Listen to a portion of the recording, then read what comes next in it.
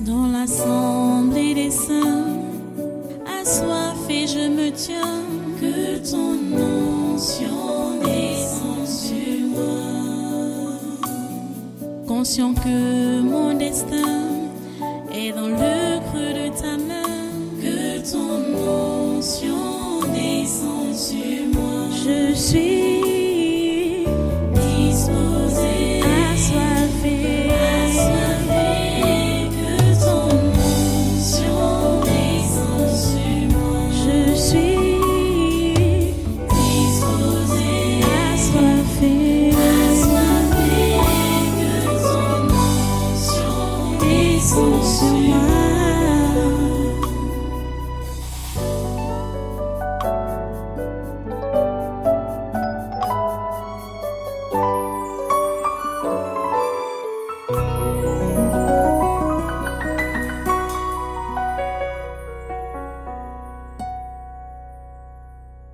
Alléluia. Reste debout et prends ta Bible. Nous allons prendre notre texte.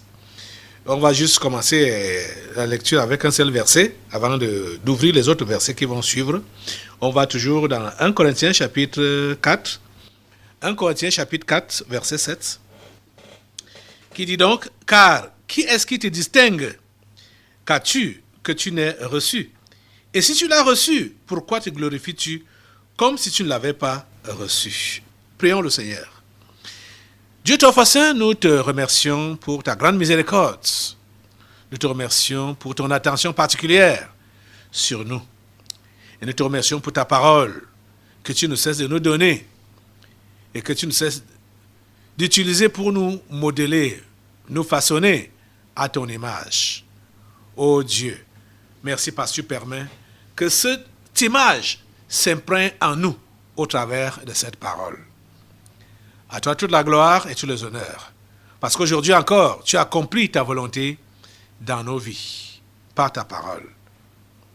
Reçois notre adoration, reçois nos actions de grâce. Oui, notre reconnaissance. Reçois cela. Au nom puissant de Jésus, nous avons prié. Amen. Amen. Prenez place dans sa sainte présence.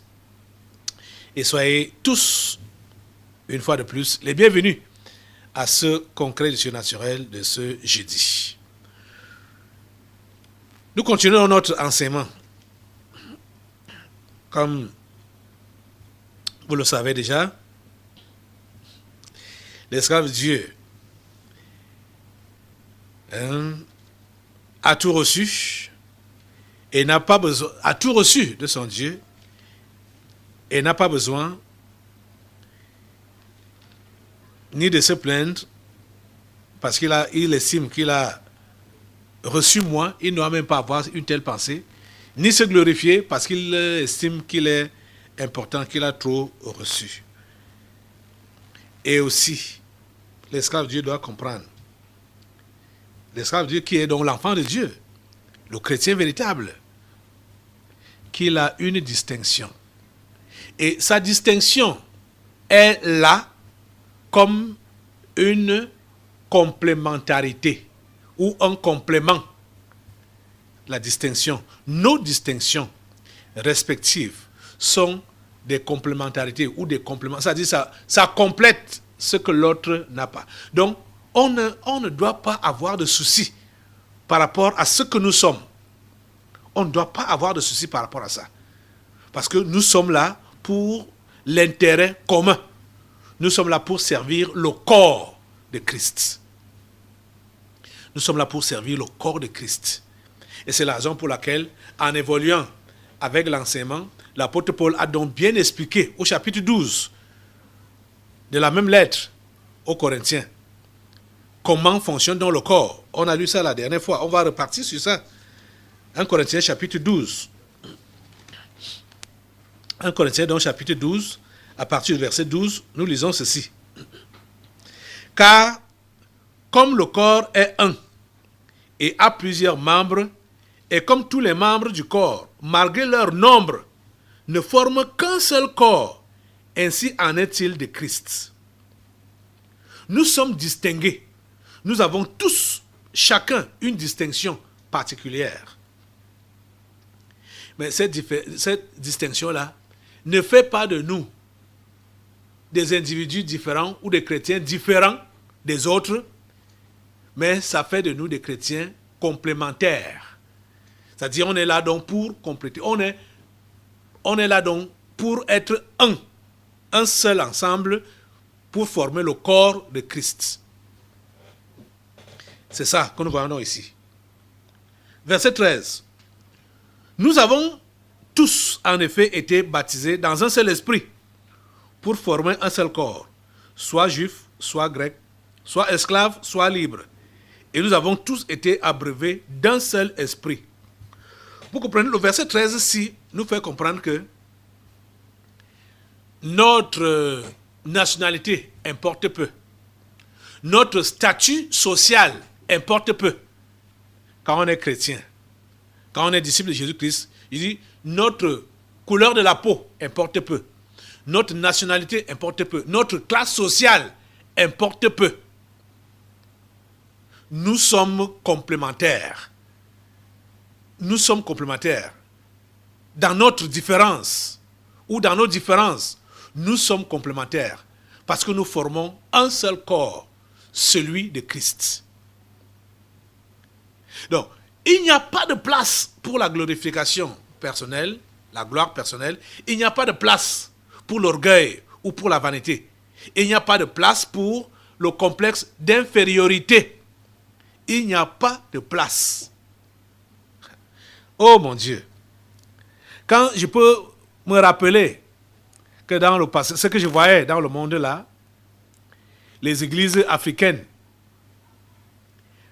il faut, disons, les nouvelles, les églises africaines qui ont toujours cherché, les soi-disant pasteurs, apôtres, machin, bishops, machin là, ils ont toujours cherché à être parrainés par les Blancs. Donc, que ce soit des Camerounais, que ce soit des Nigérians, des Zaïrois, tous ces gens-là, Béninois, Ivoiriens, sont des promoteurs des églises, mais parrainés par des Français, parrainés par des Américains, parrainés par des Britanniques, parrainés. Vous comprenez les histoires? Le complexe d'infériorité. Bon, fort heureusement que maintenant, on sait que ce ne sont pas les vraies églises de Dieu. Ouais, ce sont les... Donc, ils sont parrainés par les chefs de leur secte. Vous êtes en train de comprendre ça? On n'a pas besoin de ça. On n'a pas besoin de ça. Vous voyez, ils font exactement comme ça se fait dans les politiques. Au niveau de la politique. Au niveau... ça dit, tous les dirigeants africains savent qu'ils doivent avoir pour maître le blanc, comme ce que Ambalo a dit. Mon Dieu, du n'importe quoi. Dans le christianisme réel, il n'y a pas de classe. Il n'y a pas de classe différente. La nationalité ou la classe sociale, ça importe peu. Quelle que soit ta nationalité, tu es chrétien, tu n'es pas, parce que tu es noir, tu n'es pas inférieur à un chrétien blanc. Parce que tu es pauvre, tu n'es pas inférieur à un chrétien riche. Parce que tu n'as pas fait l'école, tu n'es pas inférieur à un chrétien intellectuel. Et je vous dis, c'est ça que la Bible nous enseigne, c'est ça qu'on voit ici au verset 13 de 1 Corinthiens 12. Nous avons tous en effet été baptisés dans un seul esprit pour former un seul corps, soit juif, soit grec, soit esclave, soit libre. On peut continuer, soit riche, soit pauvre, soit court, soit grand, soit gros, soit mince, quelle que soit ta corpulence, quelle que soit ta classe sociale, quelle que soit ta nationalité, ça n'a pas d'importance. Vous comprenez? Ça n'a pas d'importance. Les chrétiens sont complémentaires les uns les autres. Voilà la vraie église. Vous allez voir que la Bible refuse, même quand on classifie les chrétiens, on considère les riches, c'est ça qui se passe dans la religion. La religion, vous allez voir que au niveau de la religion, il y a ceux qui sont dans la haute classe sociale, ils ont leur siège à part. On les honore. Hein? Ils peuvent même être laïcs, mais on leur donne la latitude de distribuer la communion. Parce qu'il est ministre, parce qu'il est directeur, parce qu'il est ceci, il est dans une classe sociale élevée. Il a rapidement un poste à l'église. Il officie même comme le prêtre ou comme le pasteur à cause de sa classe sociale. Ça, c'est la religion. C'est la religion. Ça n'existe pas dans l'église de Dieu. Ça n'existe pas. Dieu ne fait pas exception des personnes. Donc Dieu ne fait pas de différence entre des individus. Vous comprenez? Il ne fait pas la différence. Il ne fait pas la différence. Vous comprenez? La Bible nous dit clairement. La Bible nous dit clairement. Allons dans Jacques, par exemple, au chapitre... On va revenir dans 1 Corinthiens 12, là. Jacques, chapitre 2. Parce qu'il faut que je vous appuie ceci avec les versets bibliques, que au niveau de la chrétienté, tout le monde a le même niveau. Vous avez vu que ça embarrasse beaucoup de gens ici à l'église, du moins ceux qui viennent avec l'esprit de la religion. Ils sont embarrassés quand ils trouvent que ici, là, il n'y a pas la place pour les anciens, pour les diacres, il n'y a pas la place pour des hautes personnalités, vous voyez. Parce que la Bible dit ceci, Jacques chapitre 2, à partir du verset 1. Mes frères, que votre foi en notre glorieux Seigneur Jésus-Christ soit exempte de toute acception de personne, c'est-à-dire faire la différence entre les personnes. Et voilà ça qu'il explique donc au verset 2 jusqu'au verset 4. Supposez en effet, verset 2, supposez en effet qu'il entre dans votre assemblée un homme avec un anneau d'or et un habit magnifique, et qu'il y entre aussi un pauvre misérablement vêtu. Si, tournant vos regards vers celui qui porte l'habit magnifique, vous lui dites, toi, assieds-toi ici à cette place d'honneur. Et si vous dites au pauvre, toi, tiens-toi là debout, ou bien assieds-toi au-dessous de mon marchepied. Ne faites-vous pas en vous-même une distinction et ne jugez-vous pas sous l'inspiration de pensées mauvaises. Vous allez donc voir que ces 4 versets que j'ai lus là, c'est ça qui s'applique dans tous les milieux qu'on appelle là-bas église. On fait la distinction entre les gens. On fait acception des personnes. Il y a des gens qui sont mis à l'honneur et d'autres qui sont méprisés. L'église de Jésus-Christ ne connaît pas ça. Vous comprenez? L'église de Jésus-Christ ne connaît pas ça. L'autre jour, j'ai rencontré un couple qui me faisait comprendre qu'ils étaient venus à l'église. Ils me disent qu'ils sont déjà venus ici à l'église et qu'ils ont été reçus d'une certaine manière. Ils venaient pour apporter une offrande. Et la façon qu'on les a reçus ne les a pas encouragés de revenir. Je leur ai dit, mais c'est comme ça que ça se passe dans le monde et dans d'autres églises là-bas dehors. Les gens veulent se faire remarquer par leur contribution. Mais ici à l'église, on vous l'avait déjà dit.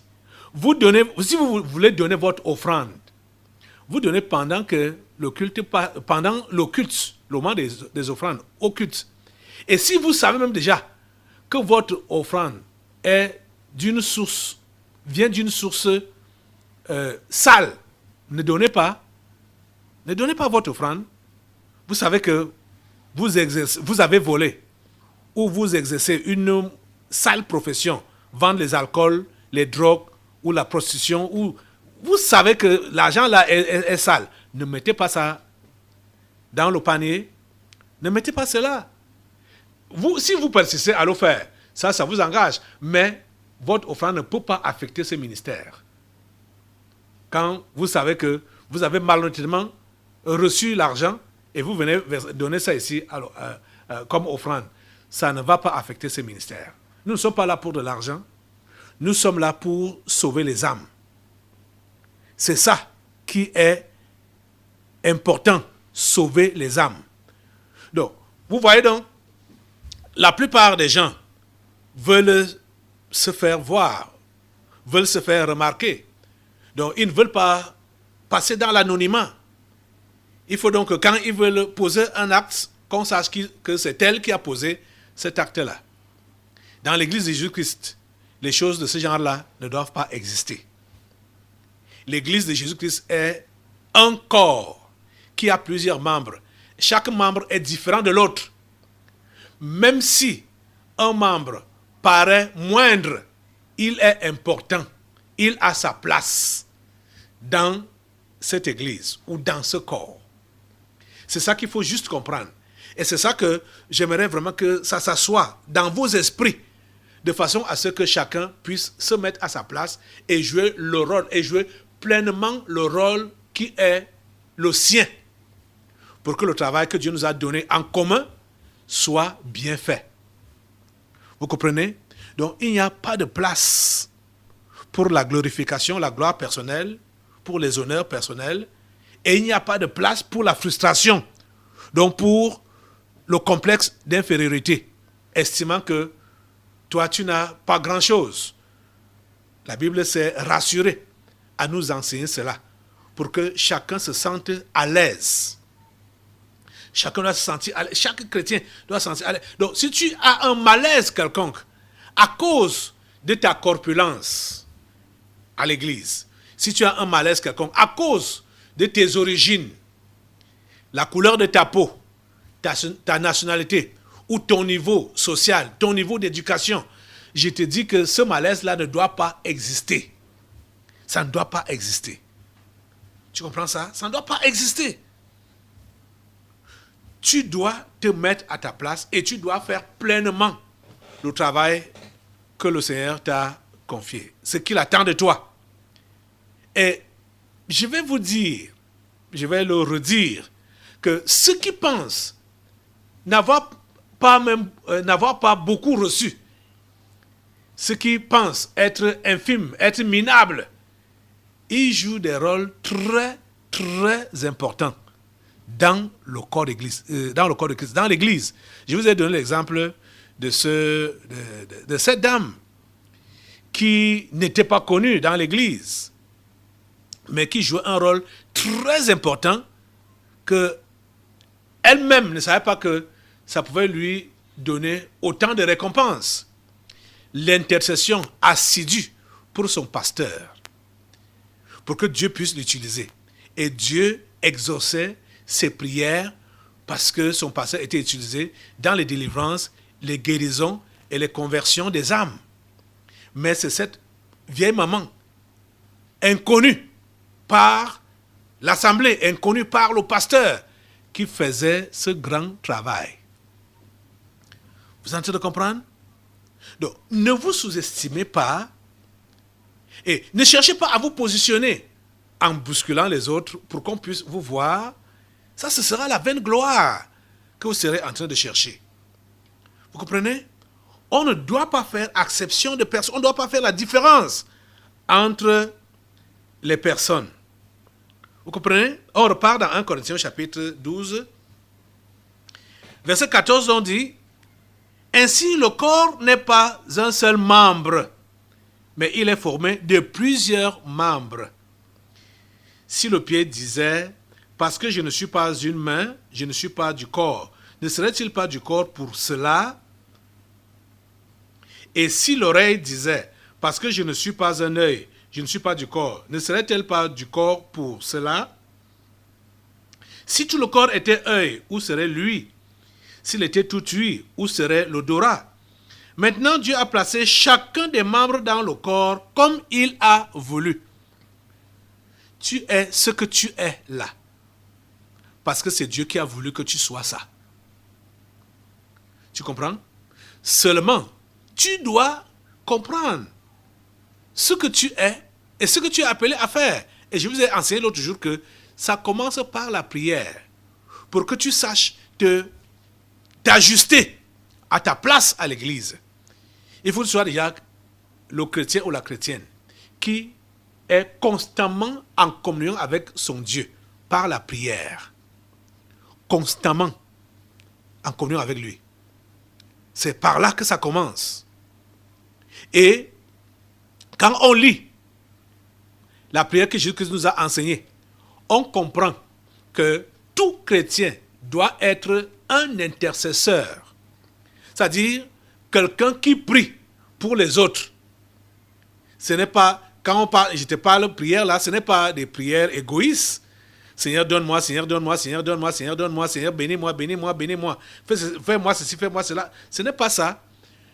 Jésus nous a montré que nos prières doivent être concentrées sur les autres et nous incluons aussi avec eux d'une manière légère par la formule qu'il a donnée dans la prière. Parce que quand il enseigne de prier, il dit, quand vous priez, dites, notre Père qui est aux cieux. Notre Père. Ça veut dire quoi? Mon Père est le Père de mon frère, de ma soeur. Donc, notre Père. Donc, tu inclus tous les chrétiens dans ta prière quand tu t'adresses à Dieu. Donc, c'est l'esprit d'intercession. Vous voyez? Quand vous priez, vous êtes concentré sur vous-même. Vous ne faites pas, ce n'est pas la prière. Et vous montrez que vous êtes un membre isolé. Vous n'êtes pas dans le corps. Parce que vous êtes concentré sur vous. Donc, c'est l'égoïsme. C'est l'égoïsme qui vous anime. Seigneur, bénis-moi. Seigneur, donne-moi. Seigneur, fais-moi, fais-moi, fais-moi, fais-moi, fais-moi. Pourtant, Jésus a été clair. Il dit, notre Père qui est aux cieux, que ton nom soit sanctifié, que ton règne vienne. Que ta volonté soit faite sur la terre comme au ciel. Ta volonté soit faite sur la terre comme au ciel. Le chrétien est appelé à prier pour le monde entier.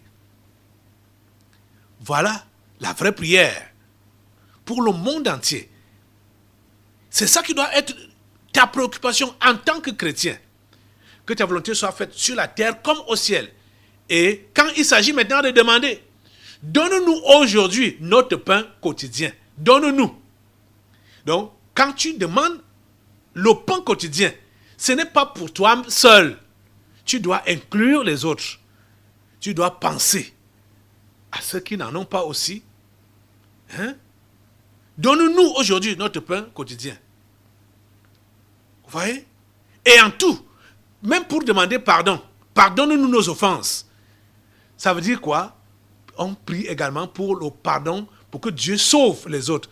Pardonne aux autres qui sont dans l'ignorance, que ce soit nos frères en Christ, que ce soit les païens qui sont encore dans le monde. On doit prier pour le pardon de leurs péchés, pour que Dieu leur pardonne. Parce que si quelqu'un n'est pas pardonné par Dieu, cette personne ne peut pas être sauvée. Cette personne ne peut pas être sauvée. C'est la raison pour laquelle Jésus, pendant qu'il était sur la croix, on le crucifiait. Il priait pour ceux-là qui le crucifiaient. Seigneur, pardonne-leur, car ils ne savent pas ce qu'ils font. Pendant qu'on le crucifiait. C'est comme ça que le chrétien doit prier. Donc le chrétien doit impliquer, et non seulement ses frères en Christ, ses sœurs en Christ, mais également les païens dans sa prière. Donc quand je parle de prière, ce n'est pas juste ou communion avec Dieu, ce n'est pas cette histoire qui tourne autour de ta personne. Ce n'est pas cette histoire qui tourne autour de tes intérêts égoïstes. Et depuis que tu dis que tu es donc chrétien, et tu pries, tu demandes, tu tournes autour de ça, tes demandes tournent autour de toi. Tu as donc été exaucé quand? Tu as vu le changement quand? Et cette question nous est même posée également dans la Bible par Jacques. Vous voyez? Et cette remarque est faite par Jacques, qu'on prie, on n'arrive même pas à recevoir. On n'est pas exaucé. Et la raison, c'est quoi? Parce qu'on prie mal. On prie mal. Pardonne-nous nos offenses, comme nous pardonnons aussi à ceux qui nous ont offensés. Vous voyez? Ça veut dire que nous devons, en priant, nous devons comprendre qu'on doit avoir l'esprit de pardon. Et quand on rencontre les gens qui ont les conflits avec les autres, on doit les encourager au pardon. On doit les encourager au pardon. On ne doit pas attiser pour dire, oui, c'est bon, celui-là, il dérange toujours. Donc, la personne est fâchée contre son frère ou sa soeur, et toi qui es chrétien, au lieu d'apaiser la situation, toi tu encourages pour dire, oui, c'est comme ça qu'il fait toujours. C'est comme ça qu'il fait toujours. Ça veut dire que tu ne comprends pas quel est ton rôle dans la chrétienté. Pardonne-nous nos offenses, comme nous pardonnons aussi à ceux qui nous ont offensés. Tu dois avoir l'esprit de pardon et tu dois encourager les autres à pardonner. Jésus a tout enseigné, Jésus a tout dit. Tout est dans la Bible. Ouais, si vous ne vous comportez pas comme des vrais chrétiens à l'heure actuelle, c'est pas parce que l'enseignement n'est pas là. L'enseignement est là. Et beaucoup, tous les jours, on prie. Quand on est ici, on prie. Cette prière que je suis en train de réciter là, on prie ça. Mais pour plusieurs, c'est seulement des paroles, la récitation, en l'air comme ça. En l'air comme ça. Rien n'est appliqué. Jésus n'a pas prié juste pour que nous puissions dire ces paroles, mais il nous donnait ces paroles pour que nous puissions les appliquer au quotidien. Et qu'on sache que la vie chrétienne, c'est comme ça que ça fonctionne. D'après ce que nous disons à Dieu là. Dans la prière alors. Vous comprenez? Donc, le chrétien véritable doit s'entretenir avec son Père, communier avec son Père dans la prière. Et vous voyez donc ce que cette prière comporte. Montre clairement que quand le chrétien prie, il sait qu'il est en train de jouer son rôle dans le corps. Dans le corps de Christ. Il joue son rôle dans le corps de Christ. Parce que quand tout le monde, quand tous les chrétiens vont donc prier de cette manière, vous allez voir comment il y aura donc de l'harmonie, de l'entente. Et comment le corps va être réellement solidifié, complété. Il n'y aura pas la recherche des intérêts égoïstes. Il n'y aura pas la recherche des intérêts personnels. Ce qui sera recherché, ce sera l'intérêt du corps de Christ. Allons un peu dans Jacques au chapitre 4. Jacques chapitre 4, à partir du verset 1. Écoutez, les questions qui sont posées là, écoutez ces questions. D'où viennent les luttes et d'où viennent les querelles parmi vous? N'est-ce pas de vos passions qui combattent dans vos membres? Vous voyez que ça dit, quand on entend ce genre de choses, on se demande, ceux-ci savent vraiment qu'ils sont membres les uns des autres. Vous avez déjà vu un corps, quelqu'un qui bagarre, qui lutte, seul comme ça, là, la main commence à taper la tête, à se cogner, ou les dents commencent à croquer partout. C'est quoi? Ça ne donne pas. Ça ne donne pas. D'où viennent les luttes et d'où viennent les querelles parmi vous? N'est-ce pas de vos passions qui combattent dans vos membres? Verset 2. Vous convoitez et vous ne possédez pas. Vous êtes meurtriers et envieux et vous ne pouvez pas obtenir. Vous avez des querelles et des luttes et vous ne possédez pas. Pour quelle raison? Parce que vous ne demandez pas. Verset 3. Vous demandez et vous ne recevez pas parce que vous demandez mal, dans le but de satisfaire vos passions. Dans quel but? Dans le but de satisfaire vos passions. Vous dites que vous priez. Mais vous priez comment? Vous priez pour quel intérêt? Vous priez pour quel objectif? Vous priez pour quel objectif? vous voyez, beaucoup sont concentrés sur eux-mêmes, sur eux seuls. L'intérêt personnel, l'intérêt égoïste. Ils ne savent pas que la prière fondamentale doit concerner tout le monde. C'est-à-dire, on fait juste, la personne qui adresse la prière fait juste partie, il est une infime partie de tout ce monde pour lequel il prie. Il fait pas une infime partie. Il fait juste une infime partie. La grande partie de la prière concerne les autres. Nous devons savoir ça. Et nous devons pratiquer ça. Tu comprends ça? Tu dois comprendre que ta prière doit être adressée à Dieu, portée vers les autres. Portée vers l'Église. Portée vers le monde pour que Dieu sauve ceux qui lui appartiennent et qui sont encore là-bas dans le monde. C'est pour cela que tu es appelé à prier. Nous vous enseignons cela. Et on vous invite à le faire pratiquement ici à l'église. Par des séances d'intercession. Donc la prière pour les autres. La prière pour la nation, la prière pour le monde. Et à chaque fois, à chaque réunion, on vous donne les horaires. Et on voudrait que cela soit complété à 24 heures sur 24.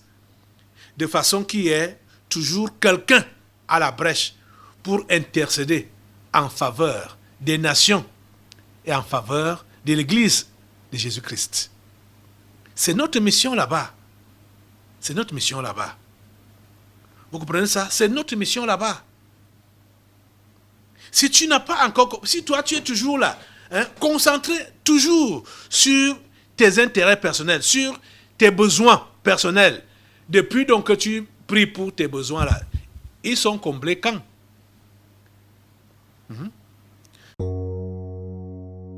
Dans l'assemblée des saints, assoiffé je me tiens, que ton onction descende sur moi. Conscient que mon destin est dans le creux de ta main, que ton onction descende sur moi. Je suis